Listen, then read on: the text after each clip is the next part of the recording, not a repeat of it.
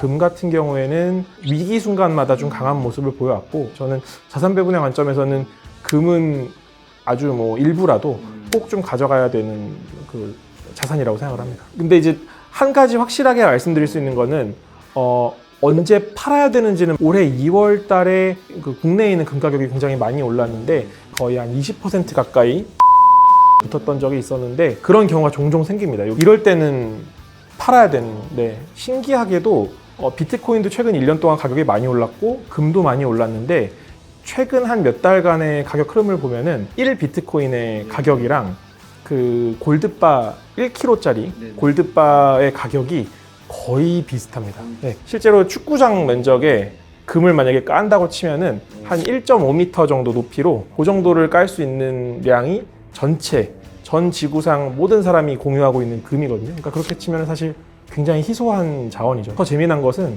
전체 제가 말씀드린 한 21만 톤 정도 되는 금 중에서 실제로 한 20%가량은 금고 안에, 각 뭐 정부의 그 비밀 금고 안에 이제 그 안에 들어가 있는 상태이고,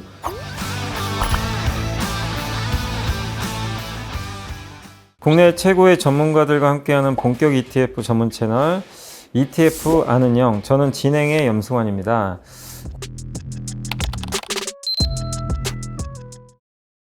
(9월) 연준의 그 금리 인하 기대감이 좀 꿈틀대고 있는 좀 상황인데요.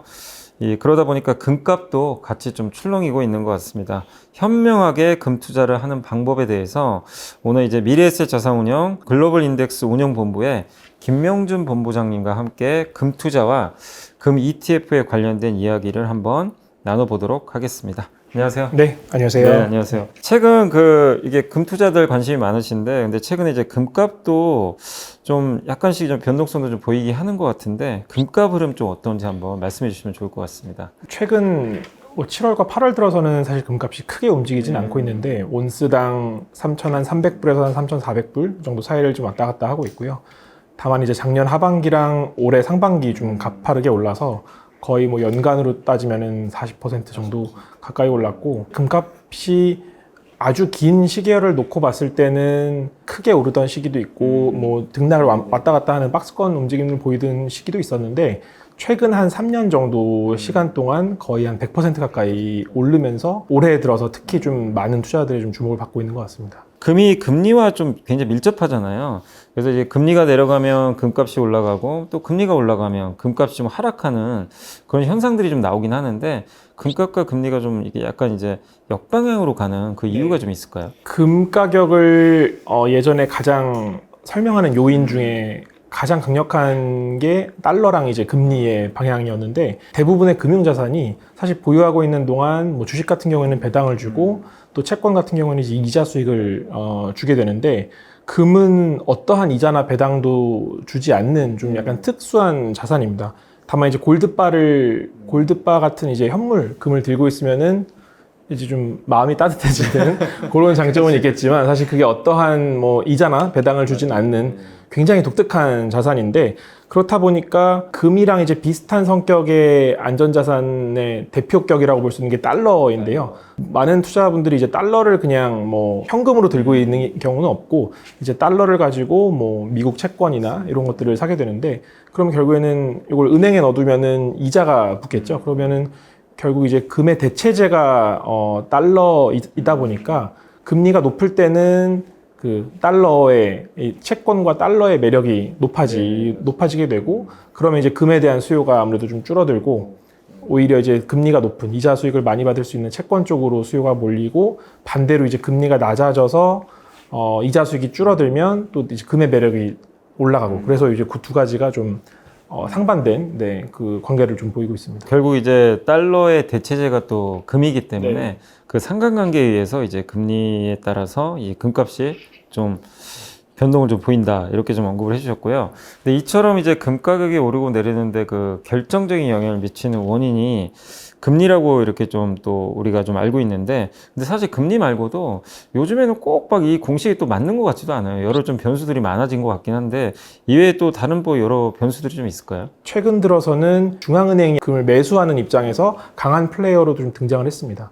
이게 그렇게 된 계기가, 금 자체가 원래 좀 이렇게 불안과 공포와 이런 것들을 먹고 자라는 자산이다 보니까 원래는 이제 어떤 전쟁이 뭐 일어난다거나 뭐 팬데믹, 코로나 같은 이제 팬데믹 상황이 발생을 한다거나 아니면 어떤 막 정부에 대한 믿음이 흔들린다거나 그러한 경우 이제 금에 대한 수요가 안전자산에 대한 수요가 늘어나면서 금 가격이 오르곤 했었는데 요게 결정적인 계기가 2022년 봄에 러시아 우크라이나 전쟁이 이제 터지면서 그때 러시아 중앙은행이 미국과 유럽의 많은 해외 자산들을 보유하고 있었는데 그게 동결이 됐습니다. 동결이 되면서 그 이후로 이제 러시아뿐만 아니라 러시아의 뭐 그 주변 국가들 또 이제 많은 신흥국들이 정말 금을 갖고 있지 않으면 언젠가 저렇게 뭐 미국이나 유럽과 어떤 사이가 틀어지거나 뭐 다시 어떤 지정학적 위기가 발생했을 때 저렇게 러시아처럼 될 수가 있겠구나.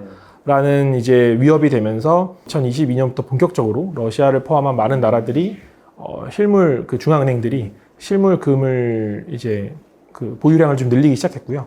그게 최근 3년간 좀 금 가격의 상승을 설명하는 가장 좀 강한 이유가 좀 되고 있습니다. 많은 분들이 근데 이제 금이 안전자산이라는 건 좀 많이들 알고 계신데 왜 이게 안전자산으로 분류가 되는지 그 이유까지는 우리가 좀 깊이 알지는 좀 못하는 것 같아요. 이제 이 부분 한번 설명해 주시면 좋겠습니다. 금이 정말 안전자산이 맞느냐 아니면 위험자산이냐라는 게 조금 애매하긴 합니다. 이게 어떻게 분류하느냐에 따라서 사실 많은 분들이 요즘에는 이 ETF를 뭐 퇴직연금이나 개인연금 계좌에서도 투자를 하시는데 막상 이제 퇴직연금 계좌에서 금 관련된 상품을 찾아보면은 이게 안전자산이 아니고 위험자산으로 분류가 되거든요.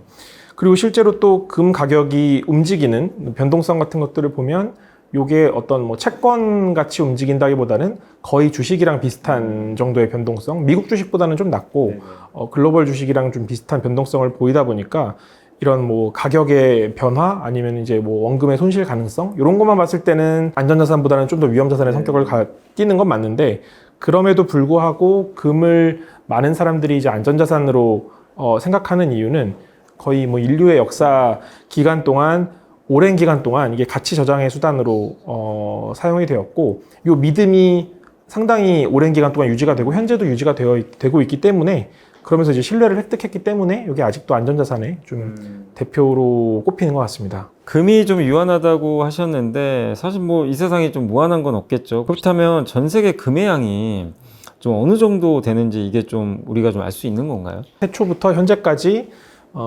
인류가 채굴한 금의 총량이 한 21만 톤에서 한 22만 톤 정도로 이제 추정이 되고요. 아직까지 땅속에 묻혀 있는 걸로 추정되는 금의 양이 한 5, 6만 톤 정도 되는 걸로 그 여러 뭐 지질학 관련된 연구 기관들에서 추정을 하고 있는데 이게 이제 21만 톤이라고 하면은 이게 어느 정도인지 감이 안 오실 텐데요.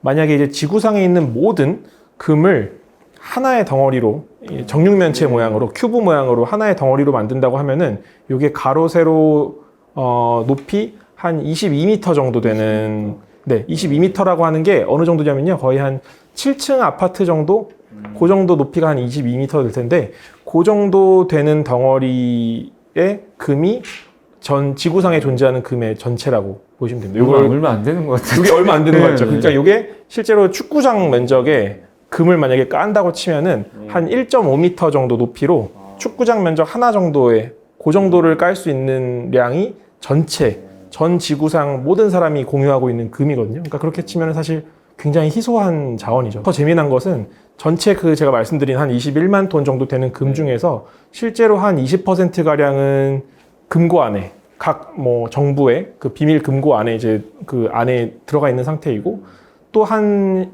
15에서 한 20% 정도는 중앙은행들이 보유하고 있는 이제 외환 보유고의 형태로 보유하고 있다 보니까 실제로는 아까 말씀드린 그 정육면체에서도 한 5, 60% 정도만 그 뭐 이제 각종 뭐 금반지니 뭐 금목걸이니 여러 가지의 형태로 이제 존재를 하고 있는 거죠. 저는 금이 되게 이렇게 또 이렇게 해보면 클 줄 알았는데 생각보다 적습니다. 너무 적은 것 같아서 이게 좀 굉장히 의외였습니다. 금의 양은 생각보다 우리가 생각보다 훨씬 좀 적은 좀 상황인데, 근데 이제 금만큼이나 또 이제 안전하다고 생각하는 투자처가 가장 대표적인 미국 국채 같은 거 많이들 얘기를 하잖아요. 근데 이제 금과 이 국채 이 가진 각각의 좀 장점들이 좀 있을까요? 국채도 안전자산이라고 하면 이제 대표 주자로 뽑히는데 다만 이제 여기서 말씀드리는 국채가 그 뭐 TLT로 대표되는 뭐 그 미국의 장기 국채에 투자하는 ETF 이런 ETF 같은 국채를 말씀드리는 건 아니고 이제 만기가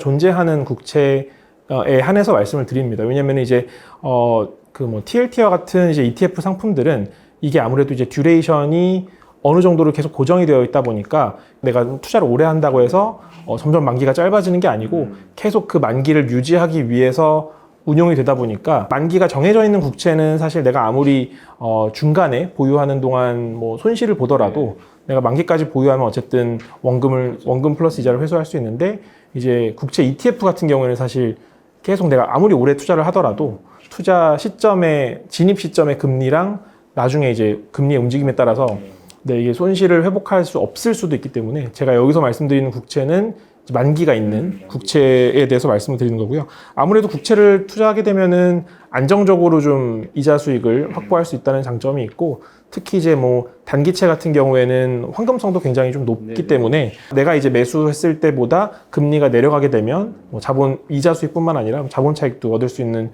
장점이 있는 것 같고요. 반대로 이제 금에 투자를 했을 때는 아무래도 금이 인플레이션이 높은 상황에서는 훨씬 좀 인플레이션을 잘 방어한다는 좀 장점이 있는 것 같습니다. 여기 결국 인플레이션이라는 게 화폐 가치가 떨어진다는 뜻이거든요. 그러면 이제 화폐 가치가 떨어질 때 금도 이제 달러로 표시가 되는 실물 자산이기 때문에 화폐 가치가 떨어지는 만큼 실물 자산의 가격이 오르는 게 일반적인 상황이고 금과 같이 어떤 만져볼 수 있는 실물 자산 중에 금만큼 황금성이 높은 자산이 거의 없습니다. 네, 그래서 좀 그 두 가지가 좀 다른 비슷하면서도 좀 다른 차이점이 있습니다. 그래서 금과 국채 이제 가진 좀 장점에 대해서 잘 설명을 해주셨고요. 근데 본부장님께서는 그러면 좀 개인적으로 금 투자와 이게 채권 투자 이게 사실 투자분들도 고민이 좀 될 수 있는데 어느 쪽이 좀 수익률이 더 좋다고 좀 생각하고 계세요? 채권 중에서도 뭐 그 국내 채권도 있고 해외 채권도 있지만 또 이제 ETF 투자하시는 분들은 뭐 국내 채권보다는 또 미국 채권 투자를 또 많이 하시게 되는데 이게 금리의 움직임이라든가 아니면은 환율의 움직임을 예측한다는 게 사실 뭐 이사님도 워낙 뭐 잘 아시겠지만 오히려 이게 주식의 흐름을 예측하는 것보다 저는 훨씬 더 난이도가 어렵다고 생각을 하거든요. 금리도 어렵고 환율도 어려운데 두 가지를 같이 봐야 하는 해외 채권, 해외 국채에 투자하는 거는 난이도가 굉장히 어렵다고 생각이 되고 그거에 비하면 오히려 금 같은 경우에는 위기 순간마다 좀 강한 모습을 보여왔고 어쨌든 장기간 투자했을 때 계속 좀 우상향하는 모습들을 보여왔기 때문에 저는 자산 배분의 관점에서는 금은 아주 뭐 일부라도 꼭 좀 가져가야 되는 그 자산이라고 생각을 합니다. 오히려 이제 채권은 사실 이게 만기까지 보유하면 원금 보장이 되기 때문에 좀 간단한데 그렇지만 채권은 중간중간 이제 그 금리 변화에 의해서 이제 맞습니다. 자본 손실을 또 잃을 수도 있기 때문에 그런 관점으로 본다면 금리 예측이 너무 어렵기 때문에 금 투자가 좀 더 이제 낫다라고 좀 언급을 한번 해주셨고요. 요즘에 금과 또 제일 많이 비교하는 게 바로 이제 비트코인, 이 코인인데 이렇게 코인 투자랑 이렇게 왜 갑자기 금을 이렇게 비교하게 됐는지 그게 좀 궁금하긴 하거든요. 코인 중에서도 이제 비트코인의 존재와 요 가격 흐름이 최근에는 금 가격에 좀 영향을 좀 서로 좀 미치고 있는 것 같고요.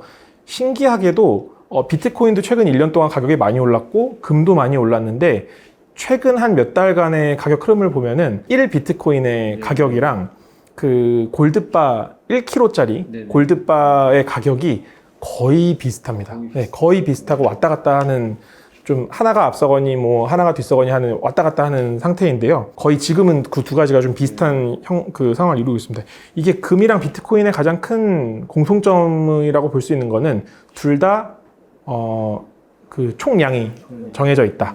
네, 총량이 정해져 있고 비트코인도 결국 총량 중에 일부만 이제 채굴이 안 된 상태이고 금도 그런 면에서는 거의 많은 부분이 채굴이 됐지만 일부가 채굴이 안 된 상태이고 그리고 어쨌든 요 두 가지 자산이 일종의 약간 그 다른 세계에서 서로의 그 가치 저장의 수단으로 활용이 되고 있는 것 같아요. 그러니까 아마 지금 이제 비트코인이 나온 지가 20년이 조금 안 됐는데 아마 이제 금 같은 경우에는 거의 4-5천 년간의 많은 사람들의 그 신뢰와 믿음이 이제 누적이 된 거고 비트코인 같은 경우에는 아직까지 뭐 모든 사람들이 그 믿음을 가지고 있진 않지만 일부 그래도 꽤 많이 이제 제도권에 들어왔고 아직까지는 좀 소수의 사람들에 의해서 이게 이제 새로운 어떤 가치 저장의 수단으로서 자리를 잡아가고 있는 거죠. 그래서 그러한 면에서는 그 두 가지가 비슷한 공통점들을 많이 갖고 있다 보니까 좀 비교가 많이 되는 것 같습니다. 이 코인이 디지털 금이 아닌 이유, 예, 그 부분에 대해서 한번 좀 설명해 주시면 좋을 것 같아요. 몇 년 전에 요 디지털 골드라는 말이 뭐 JP 모건을 비롯한 여러 이제 해외 IB들에서 어떤 금 가격과 뭐 코인의 가격의 상관관계 같은 것들을 설명할 때 이제 나온 표현인데 그 당시만 해도 얘기했던 게 비트코인에 대한 수요가 늘어나면 늘어날수록 비트코인이 디지털 골드이기 때문에 전통 골드에 대한 수요가 줄어들 것이다. 그래서 오히려 이제 금 가격의 하락을 설명하는 요인으로 코인의 부상을 설명하곤 했었는데요. 최근 들어서는 오히려 이게 금은 금대로 전통적인 세계에서 계속 좀 그 신뢰를 바탕으로 계속 자기 자리를 좀 차지하고 있고, 비트코인은 또 비트코인 나름대로 영역에서 계속 좀 양립하고 있는 상황인 것 같아요. 그래서 두 가지가 지금은 다 동반 강세를 보이고 있는 것 같고, 그럼에도 불구하고 비트코인이 아직 변동성이 너무 큽니다. 사실 이게 변동성이 연환산으로 한 뭐 50%에서 60% 되다 보니까 거의 주식 변동성의 뭐 두세 배 정도에 달하는 변동성이다 보니까 안전자산 내지는 아무리 가치 저장의 수단이라고 해도 변동성이 너무 이제 크다는 좀 단점 한계가 좀 있는 것 같고요. 그리고 어쨌든 아직까지는 이게 세상에 등장한 지 20년이 채 안 됐다 보니까 요걸 어떤 뭐 종교적인 어떤 믿음 같은 걸로 표현을 하자면 이게 이 신생 종교 같은 거죠. 예, 신생 종교고, 금은 굉장히 오래된 종교이고, 이제 비트코인은 좀 새로 생긴 종교인데 굉장히 빠르게 세를 확장하고 있는 그런 차이라고 보시면 될 것 같습니다. 무엇보다 금이 되려면 변동성이 좀 줄어야 되는데 네. 변동성이 좀 많다는 부분에서 아직은 좀 디지털 금으로 좀 생각하기는 좀 쉽진 않다. 이렇게 좀 언급을 해주셨고요. 그리고 이제 투자 관점에서 보면 이제 금 투자들 사실 요즘에 진짜 많이들 하고 계신데 금에 투자하는 방법들이 좀 여러 개가 있을 것 같아요. 좀 한번 소개해 주시면 좋을 것 같습니다. 몇 년 전까지만 해도 뭐 어떤 뭐 ETF나 뭐 금융 상품을 통한 금 투자보다는 오히려 어떤 뭐 금은방에 가서 뭐 무슨 뭐 돌반지라든가 뭐 금목걸이 아니면 뭐 금두꺼비 뭐 황금 열쇠 뭐 이런 걸로 아마 어르신들은 금에 대한 투자를 좀 먼저 접하셨을 것 같고, 거기서 이제 조금 더 진화한 게 어떤 뭐 골드 뱅킹이라든가 은행을 통한 어떤 금 관련된 상품들, 그런 것들을 접하셨을 텐데, 최근 들어서는 이제 한국 거래소 안에서도 이제 금 시장이 따로 존재를 하고요. 한국 거래소의 금 시장 그 금 가격을 추종하는 ETF들도 최근에 나와서 이제 몇 년 전까지만 해도 현물을 실제로 담는 ETF보다는 주로 이제 선물을 담는다거나 파생형 ETF들이 대부분이었는데, 이제 얼마 전부터는 금 현물을 담은 현물형 ETF도 이제 드디어 국내에 상장돼서 거래 중이기 때문에 사실 금에 투자할 수 있는 방법이 정말 다양해지긴 했습니다. 금강기업 투자하는 것도 좀 많은 것 같아요. 네, 뭐 그런 맞습니다. ETF도 나온 네, 것 같은데 그런 건 좀 어떠세요? 최근 한 1년 동안 금 가격이 많이 오르면서 그 금광기업들에 투자하는 ETF들이 가격이 굉장히 많이 올랐습니다. 뭐 개별 기업 단으로 봤을 때는 뭐 연초 이후 수익률이 뭐 100% 훌쩍 넘는 기업들도 많이 나올 정도로 많았는데, 요 금광기업에 투자를 한다는 게 그 실물 금에 투자하는 거랑은 좀 차이가 있습니다. 아무래도 금광 기업에 투자를 하게 되면 이게 실물 금 가격 대비 움직이는 폭 자체가 적게는 한 1.5배에서 많게는 한 2배, 2배 반 정도까지도 움직이거든요. 그래서 나는 금 가격을 따라가기 위해서 금광 기업을 샀는데 실제로는 내가 원하지 않았지만 금에 대한 레버리지 상품을 산 것과 비슷한 효과를 냅니다. 타이밍이 딱 맞아 떨어지면 내가 딱 정말 금 상승하는 구간에 금광 기업에 잘 투자를 했다고 하면 2배, 3배 이익을 낼 수도 있는데, 만약에 내가 타이밍을 잘못 잡아서 금 가격이 횡보하거나 빠지는 구간에 금광 기업에 투자를 했다고 하면 오히려 금 가격은 거의 움직임이 없거나 조금 빠졌는데 금광 기업의 주가는 그것보다 뭐 2배 이상 빠질 수도 있어서, 사실 이게 뭐 금광 기업에 투자하는 게 반드시 뭐 안 좋다라고 말씀드릴 수는 없지만 이게 레버리지 성격을 띠고 있다라는 부분은 이제 알고 투자를 하셔야 될 것 같습니다. ETF 아는 영이니만큼 그 현명하게 이 ETF로 금에 투자하는 방법을 좀 알려주시면 좋을 것 같아요. 금에 투자하는 펀드나 ETF가 처음 나온 지는 시간이 꽤 됐습니다. 근데 이제 기존에는 주로 뭐 미국 그 코맥스 거래소에 있는 금 선물을 간접적으로 이제 편입해서 ETF 안에 뜯어보면 이제 금 선물이 들어가 있는 그런 이제 선물형, 파생형 ETF들이 최초의 이제 금 ETF들이었고요. 최근 들어서는 그 KRX 금현물 ETF라고 해서 실제로 금 현물을 직접 이제 보관하는, 내가 ETF를 사게 되면 ETF 운용사가 순자산 내에 해당하는 금을 실제로 이제 금 현물의 형태로 보유하고 있는 그런 ETF들도 나오기 시작했고, 올해 초에 이제 금 가격이 좀 많이 뛰었던 때가 있었는데, 그렇다 보니까 올해 좀 특이한 금 ETF들이 많이 나왔습니다. 뭐 금의 커버드 콜을 전략을 가미한 금 ETF도 나오고, 또 이제 금광 기업들에 투자하는 ETF들도 나오고요. 그래서 지금은 이제 금 ETF도 선택의 폭이 굉장히 많아졌는데, 그래도 저는 만약에 내가 실물 금 가격을 추종하기 위한 그 목표라고 하면, 그래도 현물 금에 투자하는 ETF 중에서 가장 좀 비용이 저렴한 ETF를 가져가시는 게 가장 투자자 입장에서는 좀 이득이 되지 않을까 생각이 됩니다. 제일 저렴한 건 타이거 KRX 금연물이네요. 그러네요. 마침. 네. 딱 여기 이게 보니까, 네. 특히 이제 금연물 그 ETF는 그 퇴직연금에서도 투자를 할 수 있는 걸로 좀 알고 있는데, 그래서 좀 굉장히 이 매력을 좀 느끼시는 것 같아요. 왜냐하면 요즘에 퇴직연금 위주로 좀 워낙들 많이 하시니까, 이 부분 한번 좀 설명해 주시면 좋을 것 같아요. 기존의 선물형 ETF나 또 이제 레버리지 인버스 상품 같은 경우에는 퇴직연금 계좌에서 담을 수가 없었다 보니까 기존에 있었던 금 ETF들은 퇴직연금 계좌에서 투자가 불가능했었는데, 이제 금 현물 ETF가 나오면서 퇴직연금 계좌에서 담을 수가 있게 되었고요. 기존에도 이제 ETF 말고도 금 펀드 같은 경우에는 또 퇴직연금 계좌에서 투자가 가능합니다.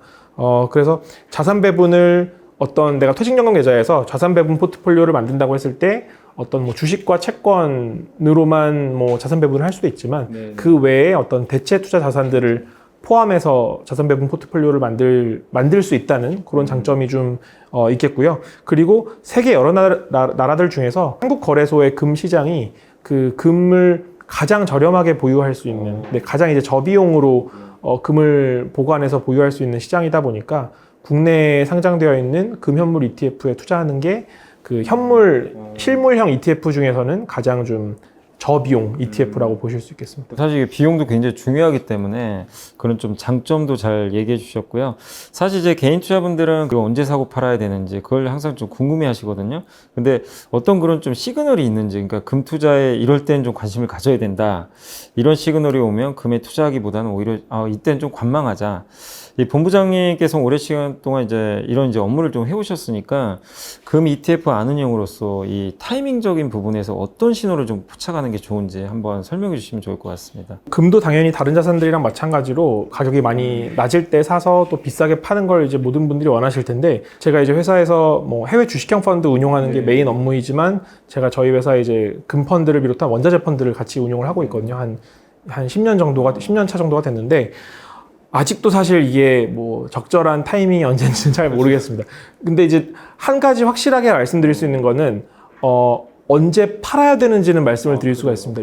그 사례가 이제 올해 2월 달에 딱 정말 그 대표적인 사례가 있었는데, 올해 2월 달에 금 가격이, 국내에 있는 금 가격이 굉장히 많이 올랐는데, 국내에 실물 금이 좀 품귀 현상을 빚은 적이 있었습니다. 그래서 그 당시에 이제 금 현물 ETF의 가격이 거의 국제 금 가격 대비 아주 높은, 그게 가장 높았을 때는 2월 중순에 거의 한 20% 가까이 김치 프리미엄이 붙었던 적이 있었는데, 그런 경우가 종종 생깁니다. 이게 이제 실물을 담는 ETF는 어떤 실물의 수급 상황에 따라서, 예전에 이제 타이거 구리 실물이라는 ETF도 그것도 이제 아주 특이한 원자재 상품 중에서는 또 실물을 담는 좀 특이한 독특한 상품인데, 그 구리 실물 같은 경우에도 예전에 이제 구리 시장이 잠깐 단기적으로 과열이 되었을 때 ETF로 돈이 들어오는 만큼 실물을 충분히 확보를 못하는 바람에 가격에 괴리가 생긴 적이 있었거든요. 이제 그런 경우에는 국제 가격이랑 이게 일시적으로 좀 따로 노는 현상들이 발생을 합니다. 그래서 올해 2월 달에 그 현상이 있었고, 그 김치 프리미엄이 거의 10%, 15%, 20%까지 간 적이 있었는데, 이럴 때는 팔아야 되는 타이밍이고요. 이게 일시적인 게 아니라 간혹 한 번씩 나온다. 간혹 한 번씩 나옵니다. 몇 년에 한 번씩은 이런 일들이 생깁니다. 그 실물 ETF의 특성상 자주 발생하진 않고, 여기 몇 년에 한 번 정도는 발생을 하는 정도이고요.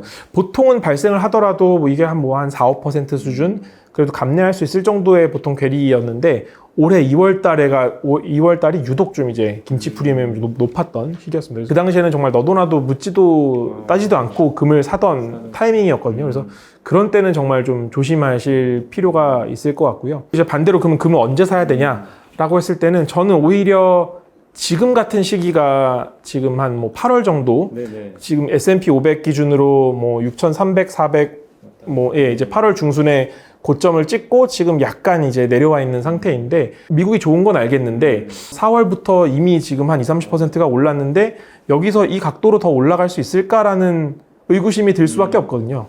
그렇다 보니까 그러면 내가 이미 주식 비중이 높은 상태에서 일부 차익 실현을 하고 이럴 때 오히려 내가 전체 자산 배분 포트폴리오에 금이 없었다고 하면은 약간 금을 그 주식을 매도하고 금을 채웠다가, 만약에 나중에 어떠한 일이 생겨서 주식이 조금 조정을 받는 경우에 그때 다시 이제, 보통은 주식이 조정을 받는 경우에 금 가격은 뭐 횡보를 하거나 오르는 경우들이 많다 보니까 그럴 때는 오히려 주식이 빠질 때 내가 갖고 있던 금을 가지고 금을 정리해서 다시 또 주식을 할 수 있는, 저는 이제 그렇게 일정 부분, 내 포트폴리오의 일정 부분을 금으로 들고 가다가 주식이랑 왔다 갔다 하는 그 방법도 많이 추천을 드립니다. 사실 뭐 누구도 타이밍은 모르지만 매도 타이밍이 확실한 것 중에 하나는 어쨌든 이제 우리나라에서 좀 특이한 현상으로 한 번씩 금 가격이 급등할 때가 있다. 그건 좀 오히려 매도 신호가 좀 될 수 있고, 반대로 이제 매수 같은 경우는 좀 약간 자산 배분 측면을 많이 말씀해 주셨어요. 그러니까 시장이 더는 못 올라갈 것 같은데 좀 애매한 구간에서 좀 오히려 그럴 때는 좀 차익 실현하고 그걸 현금으로 갖고 있기보다는 좀 금으로 교체하는 것도 상당히 좀 좋은 전략이 될 수 있다라고 좀 말씀을 해주셨습니다. 항상 분산 투자의 중요성을 이제 많이들 말씀을 해주시는데, 그렇다면 이제 본부장님이 이제 생각하실 때 지금 시점에서 이게 내가 뭐 만약에 100% 현금을 좀 갖고 있다고 한다면 그 뭐 현금을 그냥 보유하는 게 맞는 건지, 아니면 지수를 추정하는 뭐 ETF라든가 뭐 배당 ETF, 뭐 금 ETF 이런 것들 있잖아요. 이런 ETF들을 각각 한 비중을 어느 정도 잡고 가는 게 좀 좋은지 한번 좀 말씀해 주시면 좋을 것 같습니다. 지금의 어떤 뭐 글로벌 증시 상황이 내가 목돈을 한꺼번에 투자를 하기에는 좀 다소 좀 부담스러운 이제 밸류에이션이긴 하지만, 그럴 때는 뭐 당연히 뭐 정답은 없습니다. 그냥 분할해서 매수하는 게 가장 슬기로운 방법인 것 같고요. 전체 포트폴리오 비중으로 봤을 때는 그래도 주식 비중을 뭐 한 60에서 70% 정도 가져갈 것 같고, 아무래도 뭐 지수 추종형 상품들로 주식 비중을 채우게 될 것 같고요. 나머지 이제 30에서 40%를 채권이라든가 대체 투자 자산들로 채울 것 같은데, 저는 사실 이 부분을 뭐 채권도 좋아하긴 하지만 채권보다는 오히려 금이나 이제 리츠 같은 상품들을 선호하긴 합니다. 지금 인플레이션이 혹시나 다시 상승하지 않을까 하는 그런 불안감을 계속 아주 안고 있는 상황인데, 이게 관세에 대한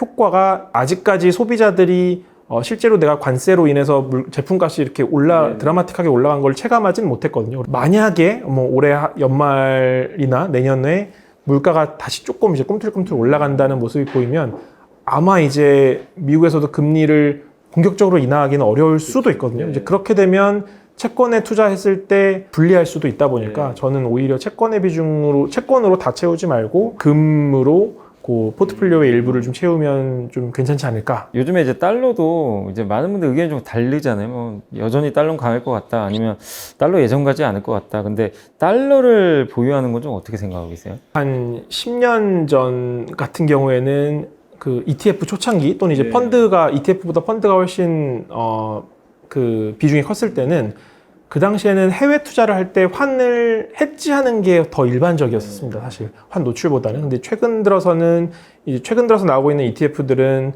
환 해지형보다는 환 노출형이 훨씬 더 비중이 높아졌다 보니까, 내가 미국 뭐 S&P 500이나 나스닥에 투자를 하게 되면 내가 원하든 원치 않든 달러의 움직임에 같이 투자를 하게 되는 셈이거든요. 근데 이제 달러가 앞으로 강세로 갈 거냐 약세로 갈 거냐 하는 것은 정말 뭐 판단하기 어려운 부분이라서, 제가 여기서 뭐 앞으로 달러가 이렇게 될 거다, 원달러 환율이 어떻게 될 거다라고 말씀드리는 거는 이제 저의 역량을 벗어나는 그런 부분인 것 같고, 다만 이제 달러에 대한 믿음이 최근 그래도 꽤 긴 기간 동안 올해만큼 달러에 대한 믿음이 흔들렸던 적은 없었던 것 같습니다. 특히 달러 인덱스가 거의 지금 연초 이후로 10% 정도의 하락을 했고, 트럼프 정부 입장에서는 어마어마한 감세 법안을 통과시켜서 앞으로 이제 미국 재정 적자가 뭐 10년간 2조 달러, 3조 달러 정도 발생할 거라고 하는데, 그 중에 일부를 이제 관세 수입으로 채우겠다는 입장인데, 그럼에도 불구하고 계속 사람들의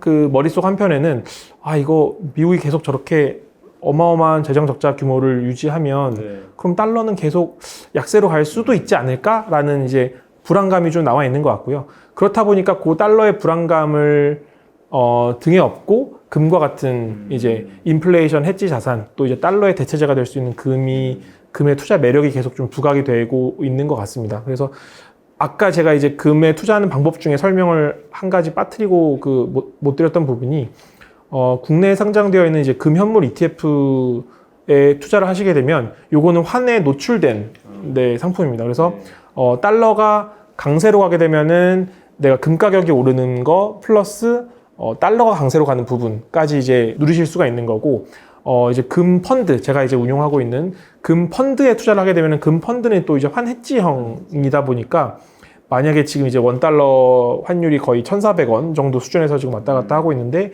만약에 이제 원달러 환율이 1,400원을 뚫고 1,500원 이렇게 간다라고 할 때는 환에 노출된 금 현물 ETF 같은 것들을 사는 게 더 이익일 거고, 만약에 그래도 1,400원 환율에서 1,500원보다는 1,300원 쪽으로 갈 확률이 높아 보인다라고 했을 때는 오히려 이제 환 해지가 된 금 펀드와 같은 상품에 투자하는 것이 더 좀 매력적일 수 있습니다. 현금과 그 지수 추정 ETF 그리고 이제 금 ETF로 투자의 좀 비중을 좀 나눠보자라고 좀 아까 이제 말씀해 주셨는데, 그런 의미에서 좀 보면 타이거 토탈 월드 스탁 액티브 ETF야말로 이 분산 투자의 좀 끝판왕이라고 좀 볼 수 있을 것 같은데, 좀 어떻게 좀 생각하시나요? 안 그래도 이 채널에서 예전 영상에서 저희 회사 이제 김남기 대표님, 또 이제 최창규 본부장님이 나오셔가지고 요 타이거 토탈 월드 스탁 액티브 상품을 이제 언급해 주신 것을 봤는데, 제가 이제 그 타이거 토탈 월드를 운영하고 있는 운용역입니다. 네, 그래서 이게 이제 6월 하순에 설정이 되어가지고 지금 한 2,500억 정도 규모로 순항 중에 있고요. 제가 아까 이제 전체 포트폴리오에서 한 60에서 70% 정도를 글로벌 주식으로 채운다고 말씀을 드렸는데, 나는 미국만 좋아, 미국 빼고는 다 쳐다보지 않겠어 라고 생각을 해서 그냥 정말 미국만 투자하실 수도 있고, 아니면은 나는 그래도 좀 미국이 불안한 것 같아서 미국도 넣지만 일본이나 중국이나, 최근 이제 중국이 많이 오르고 있으니까 중국이나 다른 데도 좀 같이 넣을래 라는 이제 내가 골라볼 수도 있을 텐데, 이게 사실 매번 국면마다 어디가 가장 좋을지 예상하는 것은, 이거는 그 인간의 영역은 아닌 것 같습니다. 이거는 워렌 버핏 할아버지도 물론 워렌 버핏 할아버지도 맞추실 때가 더 많지만 그래도 또 틀리실 때도 있거든요. 그래서 많이 틀리시던데. 네, 요즘 올해는 또 좀 그러시죠. 그래서 내가 계속 이거를 타이밍을 보면서 샀다 팔았다 비중을 늘렸다 줄였다 하는 것은 굉장히 어려운 영역이기 때문에, 이게 투자가 본업인 사람도 어려운 것이기 때문에 오히려 이제 타이거 토탈 월드 스탁 액티브 같은 상품이 전 세계에 투자를 하면서 내가 정말 그냥 안정적으로 글로벌 증시가 성장하는 것을 그대로 그냥 가져갈 수 있는 상품이기 때문에 오히려 좀 편안하게 자산 배분을 할 수 있는 그런 상품인 것 같습니다. 사실 ETF의 매력이 이런 것 같아요. 그러니까 이 전 세계 모든 주식을 다 살 수는 없잖아요, 사실. 근데 이런 걸 통해서 이런 타이거 토탈 월드 스탁 ETF 같은 걸 통해서 또 오히려 이제 전 세계 분산 투자하는 효과를 누릴 수 있으니까 아마 여러분들도 고민을 해보시면 또 좋을 것 같습니다. 끝으로 이제 ETF 아는 형 구독자분들한테 그래도 ETF 투자, ETF가 또 쉬워 보이긴 하는데 너무 또 종류도 많긴 하거든요. 근데 좀 슬기롭게 좀 이렇게 투자할 수 있는 법 한 가지만 좀 강조하실 게 있으시면 말씀해 주세요. 새로운 ETF들이 워낙 많이 생기니까 ETF 검색하는 것도 가끔 어렵습니다. 이게 비슷한 ETF들이 또 많이 생기고 하다 보니까, 투자가 업이 아닌 그냥 내가 재테크의 차원에서 투자를 하시는 분들은 내가 계속 매일매일 이거를 들여다보면서 어렵게 투자를 하시는 거는 추천드리지 않고, 가급적이면 좀 이 투자라는 것을 좀 즐거운 마음으로 오랜 기간 동안 하시려면 좀 그래도 편안한 포트폴리오, 너무 변동성이 높지 않은 이제 포트폴리오를 가져가시는 것을 추천을 드리고요.